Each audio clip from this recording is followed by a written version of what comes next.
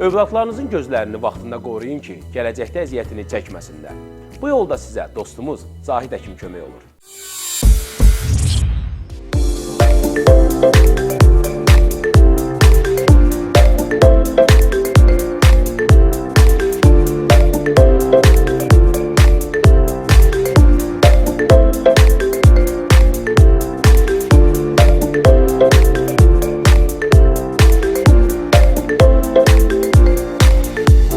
Uşaqların görsünlərini qorumaq üçün profilaktik və mütəmadi müayinələr şərtdir. Biz dəfələrcə bütün proqramlarımızda bildirmişdik ki, ilk 1 yaşında, 3 və 6 yaşındakı müayinələr zəruridir. Heç bir şikayətiniz olmasa belə bu müayinələri həyata keçirmək çox vacibdir.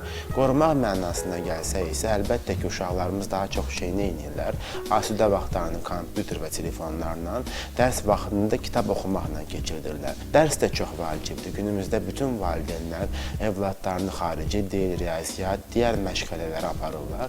Burada önəmli olan bir ünsur odur ki, bu məşğələlər yazı, pozu, kitab arxasında keçirdiyimiz vaxt 1 saatdan çox olmamalıdır. Evladlarımızın sosial gələcəyini təmin etməliyik. Asudə vaxtını doğru dəyərləndirməsində yardımcı olmalıyıq. Burada oyunlar, dərsdən əlavə məşğələlər, burada idman çox böyük əhəmiyyət kəsb edir. Həm uşağın dünya görüşünü inkişaf etdirmək üçün, həm uşağın gələcəkdə dost və çevrəsini təşkil etmək üçün və yaşadığı cəmiyyətə, tutduğu vəzifədə daha işini səmərəli yetirməsi üçün çox vacibdir.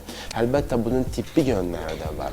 Bir uşaq uzun zaman oxuyub, çalışıb, yazıb, pozub, gözünü yorursa, eyni zamanda bir idman növünə məşğul olduğunda, istənilən idman növünə gözləri dincəlir, bədəni və ruhu dincəlir. Həm gözü üçün, həm zehni üçün daha səmərəli olur.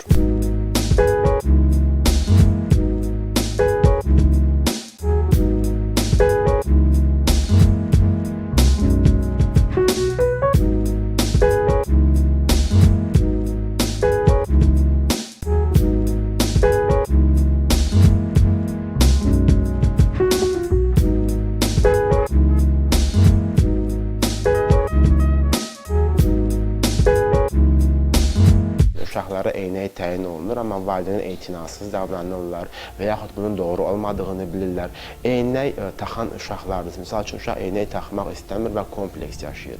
Mən bu uşağa və valideyninə izah edirəm ki, misal üçün, sizin dərs sinifinizdə 25 uşaq varsa, onun aşağı-yuxarı yarısının eynək taxma ehtiyacı var. 10-15 nəfər uşaq ən az eynək taxmalıdır. Çünki uşaqlarda belli yaşa qədər müsbət nömrə olur və bu keçib gedir. Bunların əksəriyyətinin eynək taxma ehtiyacı var. Çox təəccüblü bir haldır ki, bəzi uşaqları göz həkimi müayinəsinə həkim yönləndirir.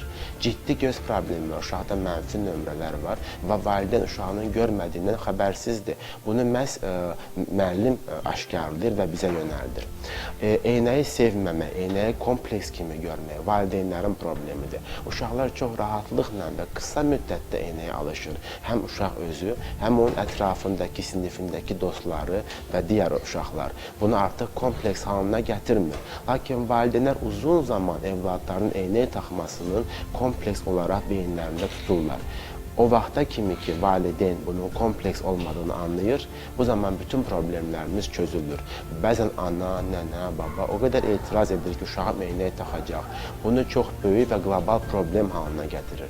Oysa ki, eynək, əgər uşağın sağlamlığı üçün vacibdirsə, taxılması və istifadəsi çox asan bir şeydir. Cüzi bir eynək taxaraq uşağı ciddi problemlərdən qurtara bilərik. Bunların içində çəplik, göz tənbəlliyi və gələcəkdə onun üçün problem yarada biləcək. Misal üçün, peşə seçimində pilot, əskər və də ki, idman növlərində bəzilərində göz tənbəlliyi bir əks göstəriş kimi ortaya çıxır. Bir oğlan uşağının göz tənbəl olması gələcəkdə bir peşə seçimində məhdudiyyətlər anlamına gəlir. Eynəyi kompleks olaraq görən o ana, hatta ya da digər valideynlər bunu əlbəttə düşünməlidir. Əgər göz həkimi bir eynək yazıbsa, o uşaq o eynəyi mütləq istifadə etməlidir.